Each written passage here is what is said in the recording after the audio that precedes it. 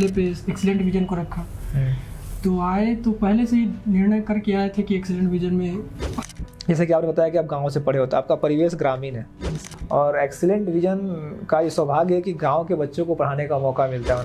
पापा तो किसान हैं, खेती करते हैं, और माता जी तो गृहिणी है, उन लोग घर की सारी नौकरी प्राप्त करते थे। खुशी मिलती है इस बात की। बहुत खुशी थी। बहुत बढ़िया। वो मोटिवेशन था कि मतलब वो अगर कर सकती हैं तो हम भी कर सकते हैं। का नाम भी बताए थे जैसे रवि सर और नवीन सर, सिद्दीकी सर, कि बहुत अच्छे टीचर हैं। NHPC में 2 नंबर से रह गया था, DSSB में 3 नंबर से रह गया था, DDA में 6-7 नंबर से रह गया। तो ऐसी कौन सी चीज़ जो आपको मोटिवेट करती थी बहुत ज़्यादा? यही मन में ख्याल आता था कि कुछ भी करना है पर इस भीड़ का हिस्सा नहीं बनना है। बहुत बढ़िया। ये आज आप ऑल इंडिया लेवल पे 111वां रैंक लाए हो। टेस्ट सीरीज बहुत इंपॉर्टेंट रोल निभाता है, और सबसे बड़ी गलती अगर कोई स्टूडेंट करता है तो केवल टेस्ट देता है, करिए कि कौन से ट्रेंड, मतलब कैसे ट्रेंड क्वेश्चन का, अगर मैं गलती करूँ तो मैं किस तरह के सवाल गलती हो रहा है। बच्चा अगर देखता है तो सबसे पहले ये सोचता है कि किस सब्जेक्ट का ज़्यादा वेटेज है। और मेरा जो सोचने का नज़रिया है, हम सोचते हैं कि मतलब टॉपिक वाइज अगर देख लेगा तो कुछ सब्जेक्ट में बहुत कम क्वेश्चन पूछे जाते हैं, तो उसको सब पहले ही निगलेक्ट कर देते हैं। टॉपिक अगर आप कंप्लीट कर रहे हैं तो आपको बहुत ज़्यादा। आज हम आपको मिलवाते हैं अपने एक और योद्धा से जो कि SSC JEE में CPWD में ऑल इंडिया रैंक 111 प्राप्त किए हैं, अमरिंदर कुमार मिश्रा। एक्सीलेंट विजन परिवार की तरफ से अमरिंदर आपको बहुत बहुत शुभकामनाएं और बधाई। अमरिंदर, आपका जो पूरा अनुभव है बहुत ही काबिल तारीफ़ है। बहुत संघर्ष किया आपने और फोकस स्टूडेंट रहा हमारे यहाँ का, जो कि 2021-22 बैच नंबर 1 में पढ़ते थे। और आपको बता दें कि जब क्लासरूम में थे तो पिछले साल ही इन्होंने SSC JEE क्लियर किया था, लेकिन एक्सपीरियंस के अभाव में ये BRO इनको मिला था। आपको पता है कि डिप्लोमा के स्टूडेंट्स के लिए BRO में 2 साल का एक्सपीरियंस होता है। इनके पास एक्सपीरियंस नहीं था, उसके बाद भी निराश नहीं हुए और लगे रहें और अंतर्गतवा CPWD में इनका चयन हुआ। सबसे पहले अमरिंदर, आप बताइए कि आपका जो शिक्षा है, जो भी प्रारंभिक शिक्षा है आपका, वो कहाँ से हुआ और आपने डिप्लोमा कब और कहाँ से किया? सर, प्रारंभिक शिक्षा तो हमने अपने गांव से रामपुरवा में GIC कॉलेज था, वहाँ से 10वीं पास किए, वो भी हिंदी मीडियम से पढ़े थे। फिर उसके बाद डिप्लोमा में चयन, मतलब इस कॉलेज मिल गया, गवर्नमेंट कॉलेज, तो वहाँ गवर्नमेंट पॉलिटेक्निक बहराइच से 2021 में डिप्लोमा पास किया। आपने गाँव के स्कूल से पढ़ाई किया है हिंदी मीडियम से, क्लास 10th के बाद डिप्लोमा किया? बहुत बढ़िया। क्लास 10th के बाद डिप्लोमा किए, वहाँ 2021 में पास आउट हुए। फिर उसके बाद government polytechnic Bahraich. Yes sir, government polytechnic. Very good. फिर सीनियर से पता चला कि मतलब SSC JEE के लिए कोचिंग प्रयागराज में होती हैं, उन्होंने 2-3 कोचिंगों को प्रेफर किया। सबसे पहले पे एक्सीलेंट विजन को रखा। तो आए तो पहले से ही निर्णय करके आए थे कि एक्सीलेंट विजन में मतलब ज्वाइन करना है, और पहले बैच में हम लोगों को मिल गया। ये थोड़ा अच्छा था क्योंकि सब लोग बताते तो पहले बैच वालों का ज़्यादा सिलेक्शन होता है। नहीं, ऐसा नहीं है, सारे बैच में होता है, ठीक है। हाँ, ये बैच नंबर 1 में थोड़ा सिलेबस जल्दी कम्प्लीट हो जाता है। जब बैच पहले बनता है तो सिलेबस जल्दी कम्प्लीट हो जाता है। तो अच्छा, आप हिंदी मीडियम से हो, गांव के सरकारी स्कूल से पढ़े हो, फिर यहाँ आए तो तैयारी करने में कोई दिक्कत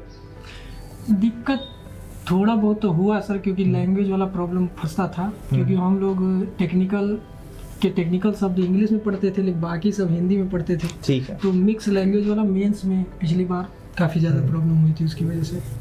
क्योंकि मेंस में हम लोग मतलब इंग्लिश में लिखे तो लिखने में थोड़ा बहुत मतलब ज़्यादा प्रॉब्लम नहीं था कि मतलब समझ नहीं आ रहा, लेकिन बस स्पीड मेंटेन करना थोड़ा प्रॉब्लम है। नहीं, जो क्लासरूम में जो हिंदी मीडियम के स्टूडेंट्स हैं उनको आप हमारे जो क्लासरूम जो टीचर हमारे पढ़ाते हैं वो तो उसमें कोई दिक्कत नहीं है, क्योंकि हमारे सारे टीचर बिल्कुल बेस से शुरू करते हैं, बिल्कुल हिंदी मीडियम से। और सबसे काबिल तारीफ है कि टीचर उस साइकोलॉजी को समझता है कि बच्चा हिंदी मीडियम से आया हुआ है और बिल्कुल उसी के लैब में आके पढ़ाना शुरू करता है और उन बच्चों को इंग्लिश तक ले जाता है। ठीक है ना। और वो ऐसा नहीं है कि हम हिंदी मीडियम से हैं तो हमेशा हिंदी पढ़ते रहेंगे, तो हम बिल्कुल बेस से हम उठाते हैं। तो और आपको इंग्लिश बाद अब कोई दिक्कत नहीं हो रहा होगा आपको, ठीक है।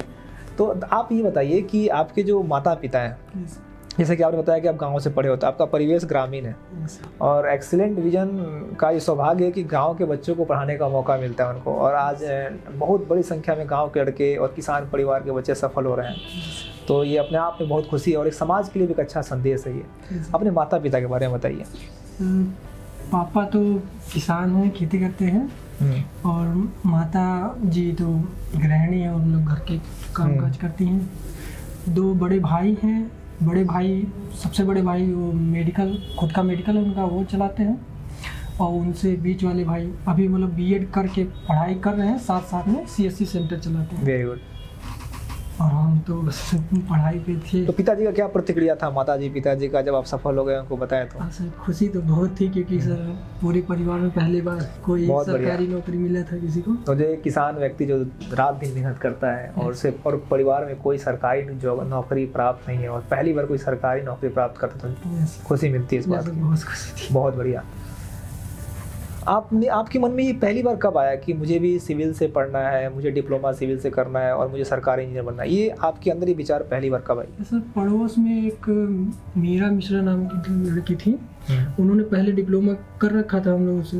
तो जब हम डिप्लोमा के फर्स्ट ईयर में थे तो उनका सिलेक्शन NTRO में जेई के पद पे हुआ था।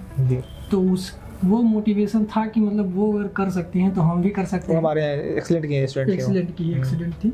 तो उन्होंने भी कोचिंग के बारे में बताया था कि मतलब वो कोचिंग है, वहाँ पे मेंस के पहले फ्री पढ़ाते थे यहाँ पे सर लोग। तो वो यही बताए थे कि सर लोग 2-3 सर का नाम भी बताए थे, जैसे रवि सर और नवीन सर, सिद्दीकी सर, कि बहुत अच्छे टीचर हैं। तो वही मन में था कि मतलब अगर वो की हैं तो हम भी करेंगे। बहुत बढ़िया। आपने जैसे बताया कि आपके पूर्व में बहुत सारी सफलताएं मिली थी आपको, जैसे NHPC में कुछ नंबर से लगे थे आप, DDA में NHPC में 2 नंबर से रह गया था, DSSB में 3 नंबर से रह गया था, DDA में 6-7 नंबर से रह गया था। तो जब इस तरह की असफलता बहुत क्लोज पाए थे तो बहुत निराशा होती थी। तो जब निराशा होती थी तो फिर आप ये अंदर से कि अपने आप को कि अब इन सारी चीज़ों से मुझे आगे बढ़ना है, एग्ज़ाम देना है, निकालना है, तो ऐसी कौन सी चीज़ जो आपको मोटिवेट करती थी बहुत ज़्यादा कि जैसे आप आज CPWD में चयन हो गया आपका? जैसे सर कभी सलोरी की मार्केट में अगर बाहर जाते थे तो वहाँ पे बहुत सारी भीड़ होती है शाम को। तो शाम हो गया, बच्चे पूरा इलाहाबाद खूब है हमारे बच्चों का।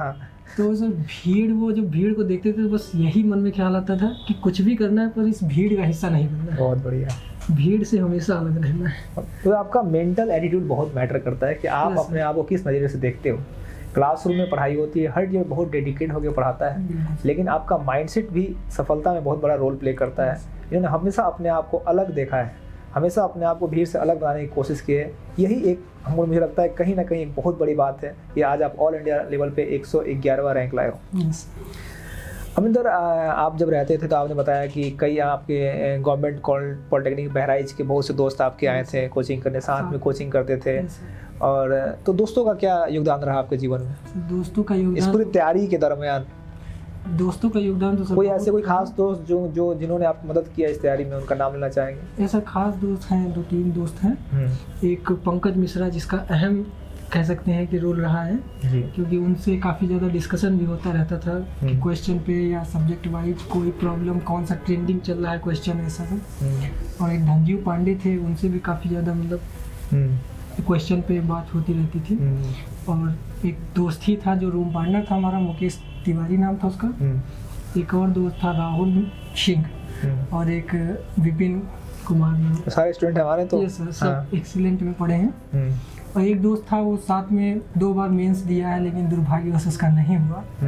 लेकिन आशा करते हैं अगली बार हम। अच्छा, ये आपके जो दोस्त हैं, चाहे आपके और भी बैच के साथी हैं जिनका इस बार नहीं हो पाया, चाहे जो स्टूडेंट्स जो आपके जूनियर हैं जो अभी क्लासरूम में पढ़ रहे हैं, चाहे वो ऑफलाइन के मोड से पढ़ रहे हैं चाहे ऑनलाइन के मोड से पढ़ रहे हैं, आप उनको क्या संदेश दोगे, क्या उनको मार्गदर्शन दोगे? कि तो उनको सर यही है कि इस समय पेपर में अभी 3-4 महीने बचे हुए हैं, तो टेस्ट सीरीज बहुत इंपॉर्टेंट रोल निभाता है। और सबसे बड़ी गलती अगर कोई स्टूडेंट करता है तो केवल टेस्ट देता है, बाद में उसका रिव्यू नहीं देखता है। बिल्कुल। तो सबसे मैं किसी को प्रेफर करना चाहूँगा तो सबसे कहूँगा कि मतलब टेस्ट दीजिए, और जितना डेडिकेटेड होकर आप टेस्ट दे रहे हैं उतना ही डेडिकेशन के साथ उसका एनालिसिस भी करिए और मार्क करिए कि कौन से ट्रेंड, मतलब कैसे ट्रेंड क्वेश्चन का, ताकि मैं गलती करूँ तो मैं किस तरह के सवाल गलती हो रहा है, कौन सा टॉपिक्स में गलती हो रही है, कौन सा सब्जेक्ट्स के मैं क्वेश्चंस कम कर पा रहा हूँ। क्योंकि मतलब बच्चा अगर देखता है तो सबसे पहले ये सोचता है कि किस सब्जेक्ट का ज़्यादा वेटेज है। और मेरा जो सोचने का नज़रिया है, हम सोचते हैं कि मतलब लड़के को ये देखना चाहिए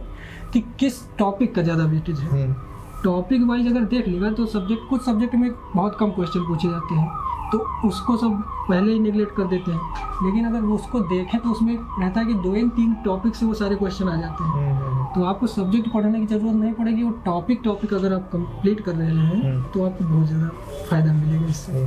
हमें तो बहुत ही डेडिकेटेड स्टूडेंट थे और बहुत ही अच्छे इंसान भी थे। उम्मीद करते हैं कि और मुझे आशा है कि आप देश सेवा में अच्छा करोगे और समाज के लिए बेहतर करोगे, क्योंकि आप लोग ज़मीन से उठे हुए लोग हो, आप जानते हो समस्याएं क्या होती हैं। तो आगे आप अपने जूनियर को, अपने साथ वालों को, हम सबको मार्गदर्शन करोगे और आपको अपने निकट आने वाले भविष्य के लिए बहुत बहुत शुभकामनाएं। धन्यवाद सर।